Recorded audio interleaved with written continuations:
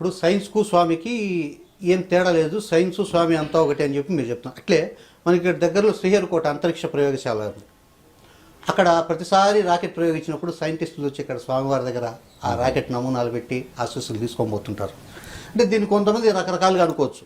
Science కదా, సైన్స్కు స్వామికి ఏం సంబంధము, సైంటిస్టులు రాకెట్ ప్రయోగించేటప్పుడు స్వామి దగ్గరికి ఎందుకు, రకరకాల వాదనలు ఉంటాయి. అయితే వాళ్ళు వచ్చినప్పుడు ఇక్కడ ఎట్లా ఫీల్ అవుతుంటారు, వాళ్ళు ఏం కోరుకుంటారు? అంటే మీరు దగ్గరగా ఉండి చూస్తుంటారు. అంటే వాళ్ళు వచ్చిన ప్రతిసారి నేనే ఉంటాను. వాళ్ళు ఆ చిన్న మోడల్స్ తయారు చేసి తీసుకొస్తారు. వాటిని నేనే స్వామివారి పాదాల దగ్గర పెట్టి ప్రోక్షణ చేసి ఆశీర్వాదం చేసి కూడా 2 పళ్ళు ఇచ్చి వాళ్ళకి విషెస్ చెప్తాను, ఆల్ ద బెస్ట్ చెప్తుంటాను. మీ ప్రయత్నాల్లో మీరు విజయం పొందాలని చెప్తూ ఉంటాను. ఎంత సైంటిస్ట్ అయినా కూడా ఒక మానవాతీతమైన శక్తి ఒకటి మనల్ని చలింపజేస్తుంది అనేది మనకు ఏ ప్రపంచ ప్రఖ్యాతి చెందిన సైంటిస్ట్ను కదిలించినా ఆ మాట వస్తుంది. ఐజాక్ న్యూటన్ నుంచి మొన్న చార్లెస్ డార్విన్ నుంచి మొన్న ఐన్స్టీన్ వరకు మనకు కనిపిస్తుంది. అది మనకన్నా మానవాతీతమైన శక్తి ఒకటి ఉంది, అదే మనల్ని చెలింపజేస్తూ ఉంటుంది అనేది. కాబట్టి అందులో శ్రీహరికోటలో జరిగే రాకెట్ ప్రయోగాలన్నీ కూడా కొన్ని కోట్లాది రూపాయల ప్రజాధనాన్ని వెచ్చించి తయారు చేసే ఒక ప్రాజెక్ట్ అది. అందులో ఉన్న ఉపగ్రహాలు అవి మన కమ్యూనికేషన్ సిస్టమ్స్, వెదర్ వార్నింగ్స్ మొదలైనవన్నీ మనకు ముందుగా తుఫాన్లు వచ్చేదాన్ని, లేకపోతే ముందుగా వర్షాలు, ముందుగా భూకంపాలు రావడము, ఇట్లాంటి వాటిని తెలుసుకోవడానికి ఉపయోగపడేవి అవన్నీ. అలాగే కమ్యూనికేషన్ సిస్టమ్స్ తీసుకుంటే ప్రపంచమంతా మనకి ఇప్పుడు పిడికిట్లోకి వచ్చేసింది. అవన్నీ కూడా ఆ శాటిలైట్ యొక్క మహత్యాలు. కాబట్టి ఇవన్నీ లోక కళ్యాణం కోసం ప్రజల సౌకర్యార్థం చేస్తున్నాం. కాబట్టి ఇవన్నీ నిర్విఘ్నంగా ఎటువంటి ఆటంకాలు జరగకుండా సాంకేతికమైన లోపాల వల్ల కానీ, లేకపోతే వేరే ఏదైనా ప్రకృతి సిద్ధమైన లోపాల వల్ల కానీ, ఎందుకంటే రాకెట్ లాంచింగ్ చేసే టైంలో స్కై క్లియర్గా ఉండాలి, ఎటువంటి ఈదురు గాళ్ళు అటువంటివి ఉండకూడదు. తర్వాత ఇగ్నిషన్ అది సరిగ్గా జరగాలి, ప్రొజెక్షన్స్ కరెక్ట్గా జరగాలి, ఆర్బిట్లో కరెక్ట్గా ఉండాలి. ఇవన్నీ కొన్ని సూక్ష్మమైన జాగ్రత్తలు.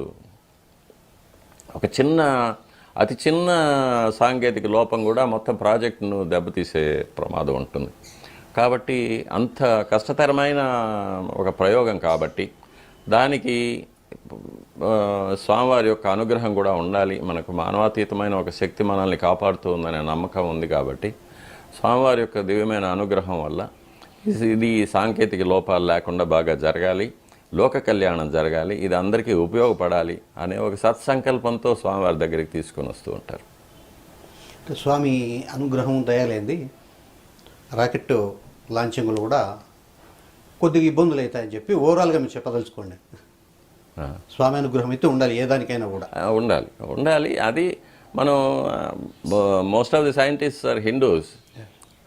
మనకి రాకెట్ లాంచింగ్ స్టేషన్లో ఉన్న సైంటిస్టులు అందరూ కూడా హిందూస్. కాబట్టి వాళ్ళు చిన్నప్పటి నుంచి పెరిగిన వాతావరణం కూడా ఉంటుంది కదా, దైవభక్తి అనేది, దైవ నమ్మకం అనేది, అవన్నీ ఉంటాయి. కాబట్టి దాని ప్రకారంగా జరుపుకుంటూ ఉంటాం. స్వామి ఒకటి చెప్పండి, తిరుమల ఆలయంలో ఉండే స్వామిని ఎవరు ఏ రకంగా చూస్తే ఆ రకంగా కనిపిస్తారు? కొంతమంది బాలాజీ అంటారు, కొందరు వెంకటేశ్వర అంటారు, ఇంకొందరు బాలా త్రిపుర సుందరి అని కూడా అంటుంటారు. అంటే అది ఎట్లా సాధ్యం? ఎవరు ఏ రకంగా చూస్తే ఆ రకంగా కనపడిస్తారు? ఇది వాస్తవమేనా? అది మీకు ప్రాక్టికల్గా ఏమన్నా భక్తులు చెప్పింది కానీ మీ ఎక్స్పీరియన్స్లు కానీ ఏమన్నా ఉన్నాయి? ఇప్పుడు స్వామివారి గర్భాలయంలో ఉన్న మూల విరాట్టును అర్చావతారం అంటారు ఆగమ భాషలో. అంటే స్వామివారు విగ్రహ రూపంగా వచ్చి నిలిచిన దృశ్యం అది. శ్రీ మహావిష్ణువు ఆ విగ్రహం మాత్రమే కాదు, దీనికి అతీతంగా కొన్ని పరిమాణాలు ఉంటాయి మహావిష్ణువుకు. ఆగమం కానీ, శాస్త్రం కానీ, ఆగమ శాస్త్రం కానీ, వేదం కానీ ఏం చెప్తుందంటే, ఈ సర్వ విశ్వానికి సృష్టికర్త అయిన భగవంతుడు నిర్గుణం, నిరాకారం, నిష్కలం అంటారు. ఆయనకు ఆకారం లేదు, గుణం లేదు, కళ లేదు, ఆయనకు పేరు లేదు, జన్మ లేదు. కాబట్టి అటువంటి భగవంతుడు పరవ్యూహ విభవ అంతర్యామి అనే పరిమాణాల్లో ఉన్నట్టుగా మనకు ఆగమశాస్త్రం చెప్తుంది. ఇవన్నీ కూడా యోగులు తపశ్శక్తితో, యోగ సాధనతో, వాళ్ళ యొక్క ధ్యాన అవస్థలో స్వామివారిని అనుభవించగలిగిన పరిమాణాలు. వాటిని మామూలు మన చర్మచక్షువులతో చూడలేం. కానీ సామాన్య మానవులకు భగవంతుడు అనేది ఎట్లా ఉంటాడనేది చూపించడానికి స్వామివారే స్వయంగా అర్చావతార స్వరూపంగా వచ్చారన్నమాట. మహర్షులు దేవుణ్ణి సామాన్య మానవులకు చూపించాలనుకుంటే, వారు నమ్మాలనుకుంటే వాళ్లకు పరిచయమైన రూపంలో చూపించాలి. అందుకని మానవ రూపంలో, అదే సమయంలో మానవాతీతమైన శక్తులతో. మానవులకు 2 చేతులు ఉంటుంది, స్వామివారికి చతుర్భుజాలు పెట్టాము, స్వామివారికి శంఖచక్రాలు పెట్టాము, పీతాంబరాలు పెట్టాము, కిరీటాలు పెట్టాము. ఇవన్నీ ఒక మానవాతీతమైన, మనుషులకు ఒక అద్భుతాన్ని కలిగించే విధంగా స్వామివారిని సృష్టించి మహర్షులు మానవులకు అందజేశారు. ఇది అర్చావతారం అంటారు. కాబట్టి మనమైతే ఎలా నడుచుకుంటామో, మనం ఎలా చేసుకుంటామో అట్లాగే స్వామివారిని నిద్రలేపడం, స్వామివారికి దంతధావనం చేయడం, స్వామివారికి స్నానం చేయించడం, స్వామివారికి అలంకారం చేయించడం, స్వామివారికి నైవేద్యాలు పెట్టడం, స్వామివారికి పుష్పం సమర్పించడం, తరువాత చివరిగా స్వామివారిని నిద్రపుచ్చడం, ఇవన్నీ కూడా మానవ సహజమైన ప్రక్రియలు. ఇవన్నీ వాటితో స్వామివారిని ఆరాధించుకోవడం సామాన్య మానవులకి ఏర్పాటు చేసింది. అంటే దీన్ని సమూర్తార్చన అంటారు. ఈ సమూర్తార్చన అనేది నెక్స్ట్ అమూర్తార్చన, ఫామ్లెస్ వర్షిప్. ఈ సమూర్తార్చన అనేది ఫౌండేషన్ అన్నమాట. భగవంతుడు ఉన్నాడు అనే నమ్మకం కలిగించడానికి విగ్రహ రూపంగా తీసుకొచ్చారు స్వామివారిని. నమ్మకం కలిగిన తర్వాత దీనికి పెద్దగా మళ్ళీ సాధన చేసి అమూర్తార్చనలోకి, అంటే మనసులో ధ్యానం చేసి మనసులోనే స్వామివారిని ఆవాహన చేసుకొని, మనసులో అంతర్యామిగా మనలో ఉన్న భగవంతుడిని మనం అంతర్దృష్టితో చూసుకొని స్వామివారిని అర్థం చేసుకోవడం అనేది అమూర్తార్చన అవుతుంది. కాబట్టి ఇది వైఖానస ఆగమ శాస్త్రం తీసుకుంటే స్వామివారు మహావిష్ణువు అంటాము. మహావిష్ణువు అంటే అదొక పేరు కాదు, అదొక లక్షణం. భగవంతుడి యొక్క ఒక లక్షణం విష్ణు. అంటే విశ్వమంతా వ్యాపించి ఉన్న శక్తిని విష్ణు అంటారు. ఆ విష్ణు అనేది స్వామివారిని మనం పిలుస్తున్నాం, ఆయన లక్షణం. ఇప్పుడు కోటీశ్వరుడు అంటాము, ₹1,00,00,000 పెట్టుకున్న వాడిని కోటీశ్వరుడు అంటాం. అది వాడి పేరు కాదు, అది వాడి లక్షణం, వారి గుణం. విద్యాపతి అంటాము, మహావిద్యలన్నీ ఉంచుకున్నవాడు విద్యాపతి. అట్లాగే మనకు పురాణాల్లో చూసుకుంటే పేర్లన్నీ కూడా ఆ మనిషి యొక్క లక్షణాలను చెప్పేది కూడా. కృష్ణ అంటే నల్లటివాడు కృష్ణ అని.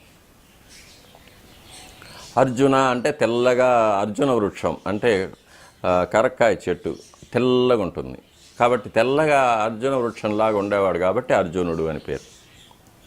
భీముడు అంటే భయంకరంగా ఉండేవాడు, అతి బలవంతుడు కాబట్టి భీముడు, ఇతరులకు భయం కలిగించేవాడు కాబట్టి భీముడు. అలాగే ఆగమ శాస్త్రంలో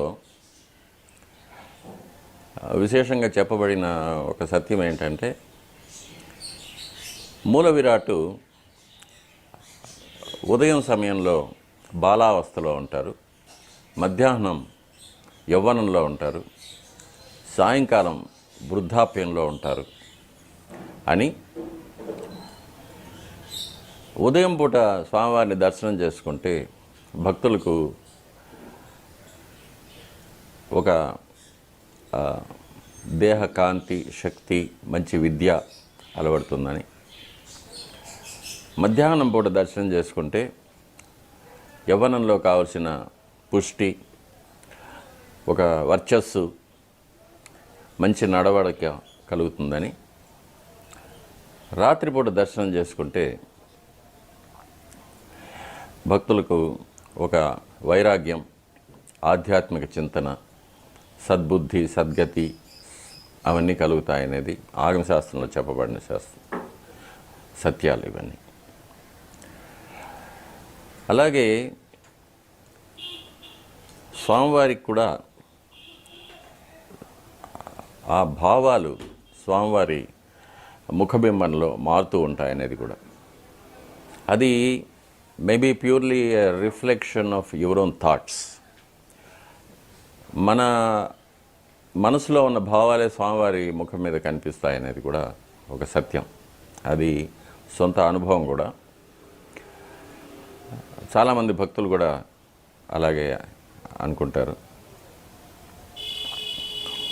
కాబట్టి ఇది అన్నమయ్య చెప్పినట్లుగా ఎవరు ఎంత అనుకుంటే అంతే. స్వామివారి మాటల్లోనే స్వామివారు స్వయంభవ మన్వంతరంలో ఒక దివ్యమైన ముహూర్తంలో భూలోకంలో అవతరించినప్పుడు బ్రహ్మాది దేవతలందరూ కూడా స్వామివారిని ఆవిర్భావ ఘట్టం దర్శించుకోవడానికి వస్తే అప్పుడు బ్రహ్మాది దేవతలను స్వామివారు కుశల ప్రశ్నలు వేసిన తర్వాత చతుర్ముఖ బ్రహ్మ అందరి తరఫున స్వామివారిని ప్రార్థన చేసుకుంటారు, మానవ కళ్యాణం జరిపించాలని. అప్పుడు స్వామివారు చెప్తారు, నేను ఈ మన్వంతర కాలం, ఈ కలియుగాంతం భూలోకం మీదనే ఉంటాను. ఇక్కడ ఒక భ్రమను కలిగిస్తాను, ఆప్టికల్ ఇల్యూషన్, ఒక భ్రమను కల్పిస్తాను నేను. ఇక్కడికి వచ్చి ఆ భ్రమను చూసి ఇదే భగవంతుడు అనుకొని సామాన్య భక్తులందరూ కూడా చాలా అల్పమైన కోరికలు కోరుతూ ఉంటారు. ఉద్యోగం కావాలి, సంతానం కావాలి, ఆస్తి కావాలి, పదవి కావాలి అని అల్పమైన కోరికలు కోరుతూ ఉంటారు. వారి కోరికలు వారికి నెరవేర్చి నేను పంపించేస్తూ ఉంటాను.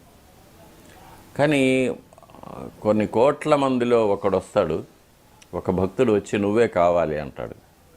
అంటే దివ్యమైన జ్ఞానం కావాలని అడుగుతాడు. అతన్ని నా పాదాల దగ్గర ఉంచుకొని కాపాడి చివరికి నాలోకి తీసుకుంటాను అని. అతనికి ఈ భ్రమను తొలగించి వైకుంఠంలో నేను ఎలా ఉంటానో ఆ వైభవాన్ని ఆయన దర్శించుకోగలడు అతను అని స్వామివారు చెప్పిన మాటలు ఇవి. కాబట్టి అటువంటి మహాయోగులు ఎంతోమంది వచ్చారు, స్వామివారిని అనుభవించారు, స్వామివారిలో ఐక్యమైపోయిన వాళ్ళు చాలామంది ఉన్నారు. మనం వెంకటాచల మహత్యం తీసుకుంటే ఎంతోమంది భక్తులకు స్వామివారు అనుగ్రహం చేస్తున్నారు. ఇక సామాన్యమైన భక్తులు అజ్ఞానంతో, అహంకారంతో స్వామివారి యొక్క దివ్యత్వాన్ని, స్వామివారి యొక్క మహోన్నతమైన పరిమాణాన్ని దర్శించుకోలేని, అర్థం చేసుకోలేని అజ్ఞానంలో ఉండి ఏదో సామాన్యమైన కోరికలు, ధనము, పదవి, ఐశ్వర్యం, సుఖాలు, లౌకికమైన సుఖాలు, వీటి కోసం స్వామివారిని దర్శించుకొని అదేదో స్వామివారితో ఒక వ్యాపారంగా, నాకు ఇది జరిగితే నీకు ఇంత ఇస్తానని ఒక వ్యాపారంగా పెట్టుకొని ఎంతో మూఢత్వంతో నడుచుకుంటూ ఉంటారు. ఇవన్నీ కూడా స్వామివారు చూస్తూ నవ్వుకుంటూ ఉంటారు. అది వారి అజ్ఞానం. దీన్ని ప్రయారిటీస్ అంటారు. మనిషి జీవితంలో ఏది అతి ముఖ్యం అనుకుంటాడనేది వాడి పూర్వజన్మ యొక్క సంస్కారం వల్ల కలుగుతుంది. పూర్వజన్మలో తను చేసిన సాధన, తను పొందిన జ్ఞానం, దివ్యమైన జ్ఞానం, ఇవన్నీ కూడా వచ్చే జన్మకు కూడా వస్తాయి ఆత్మతో పాటు. దాని ప్రకారంగానే వాడు జీవితంలో ఎంచుకుంటాడు.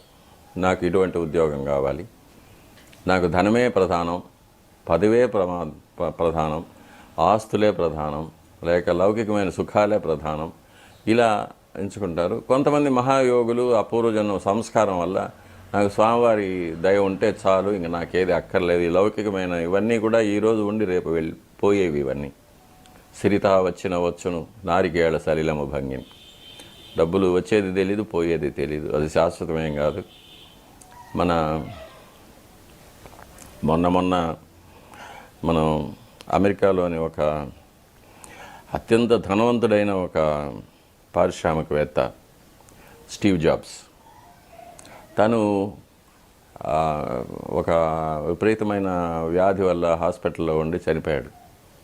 చనిపోయేటప్పుడు అతను డైరీలో రాసుకున్న మాటలు చెప్తున్నాను.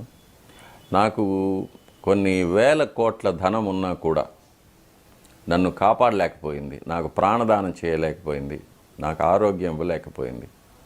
నేను జీవితం అంతా దానికోసం వెచ్చించాను, వ్యర్థం చేసుకున్నాను అని బాధపడుతూ రాసిన డైరీలో ఇప్పటికీ మనం చదవచ్చు. కాబట్టి మానవులు తన మనసులో ఏముందో దానికి తగినట్టుగానే స్వామివారు వాడికి కనిపిస్తూ ఉంటారు. ధనం కావాలంటే భూషాణంలా కనిపిస్తారు, పదవి కావాలంటే పెద్ద రాజకీయ నాయకుల్లా కనిపిస్తాడు. అట్లాగా అదే అన్నమయ్య చెప్పాడు, ఎవరు ఎంత మాత్రం అనుకుంటే అంత మాత్రమే స్వామి అని.